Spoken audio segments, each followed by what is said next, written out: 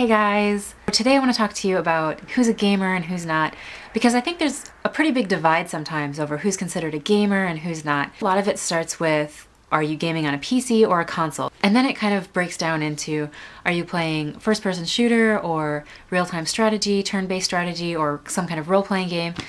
And it seems like, you know, if you play a strategy game or a role-playing game, you kind of look at the first-person shooters, you know, like Black Ops, for instance, and you're like, well, that's not really gaming.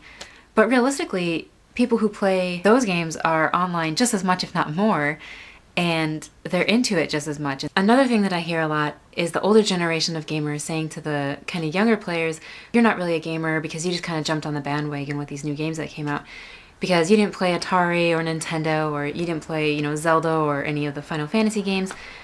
And I might say that too, but realistically, how are they supposed to play those games, you know, if their parents never let them have it, or if they, you know, were born after the fact. For example, when I was younger, my cousin had an Atari and I loved playing on it, but, you know, I wasn't like a regular player. And same thing with Nintendo, because I didn't have a console at home, but my friend did, so I'd go over there to play Mario, and I loved it, but I think, you know, I wasn't really a gamer because I only got to play it when I went over there.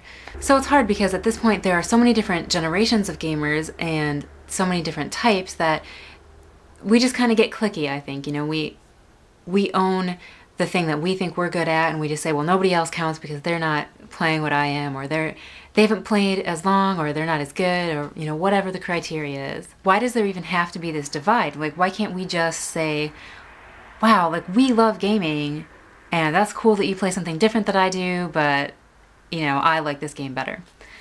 And I think that Day9 has kind of touched on that too. You know, he's saying, why does it matter what game you play or how good you are? Like, why can't we just kind of celebrate esports as a community, or celebrate the fact that we all love gaming? Because the more gamers there are, the more games there are going to be.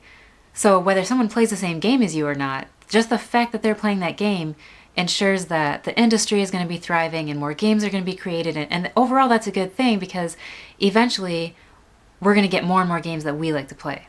But I think it's just the mentality, you know, we want to play with people who enjoy the same games as us and play the same amount and are at the same skill level. So there's like always going to be that natural divide. Oh yeah, and another one is tabletop gaming and like live role playing, like Dungeons and Dragons. I think that a lot of times the online community looks at those games and we're like, well, that's not really gaming, but it is. I mean, that's where it all started. So I want to know what you guys kind of think is the criteria for what's a gamer and who's a noob and who's not. Don't forget to like and subscribe. I'll see you guys next Monday.